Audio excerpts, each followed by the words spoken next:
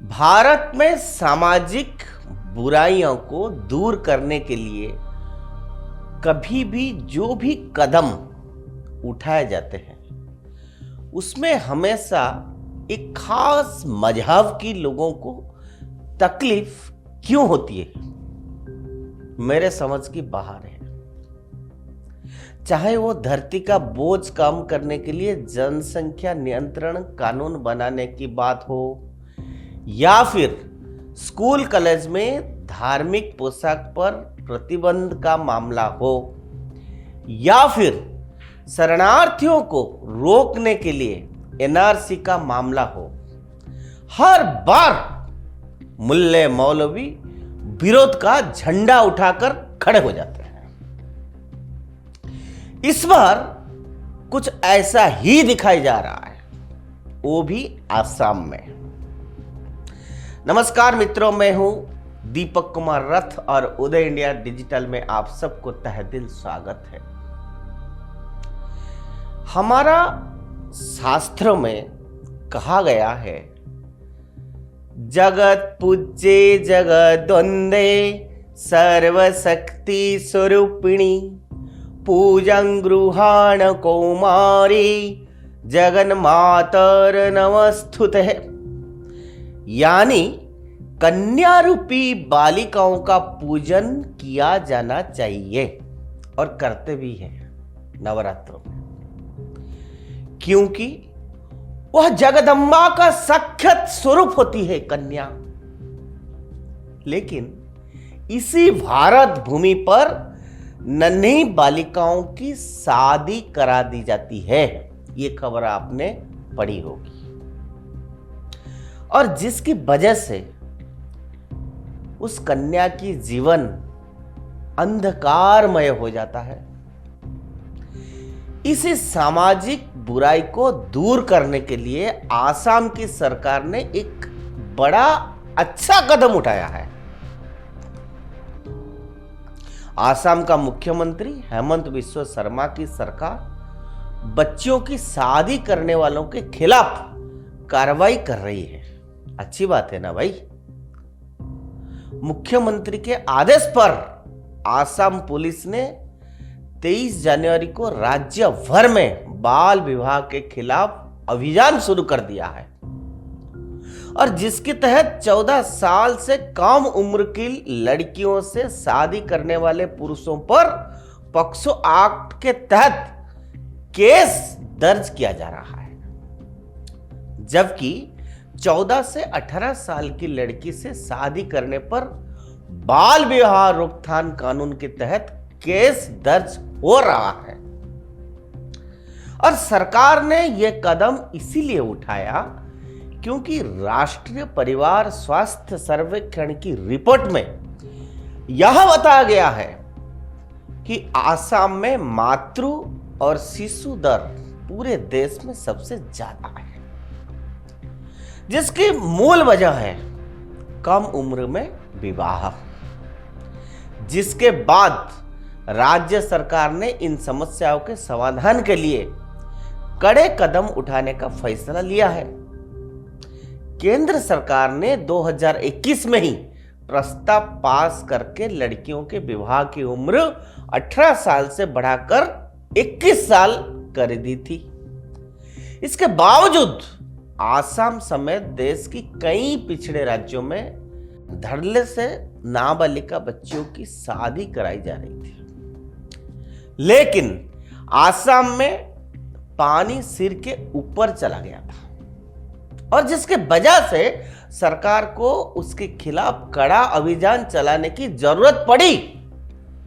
पूरे आसाम में बाल विवाह के लगभग 5000 मामले दर्ज किए गए हैं, और 8000 से ज्यादा लोगों को आरोपी भी बनाया गया है। इसमें से लगभग 2500 लोगों को गिरफ्तार भी किया गया है, जिसमें शादी कराने वाले काजी और पुजारी भी शामिल है। लेकिन जैसे कि आशंका थी, बाल विवाह जैसे सामाजिक बुराई को दूर करने की आसाम सरकार के लिए इस कदम का सबसे प्रखर विरोध मुल्ले मौलवी कर रहे हैं। क्यों भाई?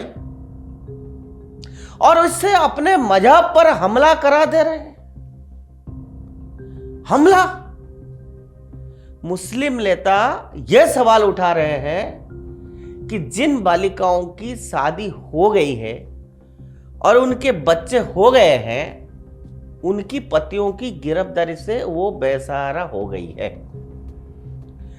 लेकिन मैं आपको यहां बताना चाहता हूं कि हेमंत सरकार ने महिलाओं को बेसहारा नहीं छोड़ा है, बल्कि उनके लिए औरोनोदोई योजना के तहत प्रति माह 1250 रुपया देने का सरकार ने प्रावधान किया है।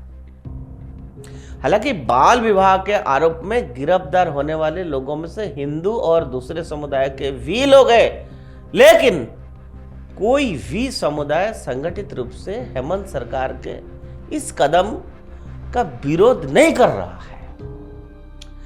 लेकिन आसाम के मौलाना बदरुद्दीन को लगता है कि सरकार का यह कदम खास तौर पर मुसलमानों को सताने के लिए उठाया जा रहा है। सुन लो भाई इनकी बात। वही कथित रूप से प्रोग्रेसिव विचार रखने वाले असदुद्दीन ओवैसी ने भी असम सरकार को निशाने पर ले आया है और उन पर मुसलमानों से पक्षपात करने का आरोप भी लगा दिया है। कई मुस्लिम संगठन सड़क पर उतरकर प्रदर्शन भी कर रहे हैं। भाई मेरे बात समझ में यह नहीं आ रहा है कि बाल विवाह जैसे कुरीति का समर्थन करने का नैतिक साहस या मजहबी कट्टरपंथी कैसे कर लेते हैं? क्या उन्हें जरा भी शर्म नहीं आती है? उन्हें यह समझाना होगा कि भारत किसी मजहबी कानून के आधार पर नहीं चलता है, और उनको यह भी बताना पड़ेगा कि भारत देश संविधान से निर्देशित होता है, जो कि स्त्री और पुरुष को बराबरी का अधिकार देता है, क्योंकि एक स्वस्थ समाज में दोनों का सशक्त होना बहुत जरूरी है। और इसीलिए आसाम सरकार के इस कदम का पुरजोर समर्थन करता हूं। यह देश हित के लिए बेहद जरूरी है। लेकिन कौन समझाए हमारा इन भाई लोगों को? इनके लिए संविधान में लिखा गया शब्द अलग है। जो उनको शूट करता है वो उन्हीं के लिए संविधान है। उदय इंडिया के थ्रू मैं अपना दर्शकों को बताना चाहता हूं कि आसाम सरकार ने इतना बढ़िया पदक्षेप लिया कन्याओं को बचाने के लिए। एक बड़ी प्रेजवर्दी स्टेप है। एक समाज के लिए, एक कुसंस्कार को हटाने के लिए एक सख्त स्टेप है। इसको समर्थन मिलना चाहिए। दोस्तों, इस तरह से बातें, एनालिसिस, न्यूज समय से हम बराबर आपके सामने रखते आ रहे हैं, आगे भी रखेंगे। इसलिए मैं आप लोगों को आह्वान करता हूं कि आप लोग उदय इंडिया से जुड़े रहिए, सब्सक्राइब करिए और बेल आइकन जरूर दबाइए। भारत माता की जय।